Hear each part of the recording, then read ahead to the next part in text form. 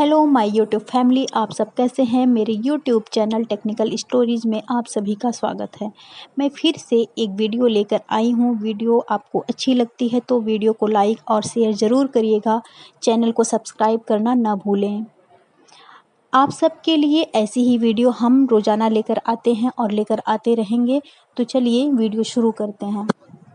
कृष्ण की मृत्यु और उनके संपूर्ण यदुवंश के विनाश का कारण बना कौरवों की मां गांधारी का वह श्राप जो उन्होंने महाभारत के युद्ध के बाद श्री कृष्ण को दिया था।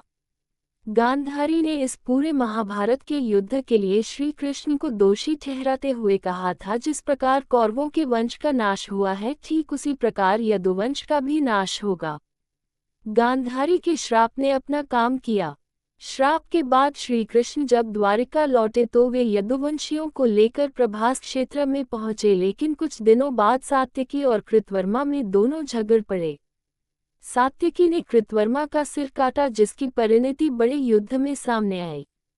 सभी समूहों में विभाजित होकर एक दूसरे को मारने लगे। इस लड़ाई में श्री कृष्ण के पुत्र प्रद्युम्न और मित्र सात्यकी समेत सभी यदुवंशी मारे गए थे। केवल बब्रू और दारुकी बचे रह गए थे। इस तरह यदुवंश का नाश हो गया। यदुवंश के नाश से कृष्ण के बड़े भाई बलराम जी ने भी देह त्याग दी। एक दिन श्री कृष्ण पीपल के नीचे ध्यान की मुद्रा में थे, तब उस क्षेत्र में एक जरा नाम के बहेलिये ने, जो वहां हिरण के शिकार के लिए आया था, श्री कृष्ण के पैरों के तलवों को हिरण का मुख समझकर तीर चला दिया। तीर श्री कृष्ण के तलवे में जाकर लगा। इसके बाद जरा को बहुत पश्चाताप हुआ और उसने जब क्षमा याचना की तो श्री कृष्ण ने बहेलिये से कहा कि तूने वही काम किया है जो विधि में नियत था।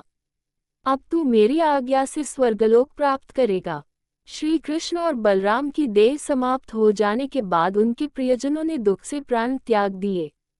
देवकी, रोहिणी, वसुदेव, बलराम जी की पत्नियां, श्री कृष्ण की सभी पत्नियां आदि सभी ने देह का त्याग कर दिया।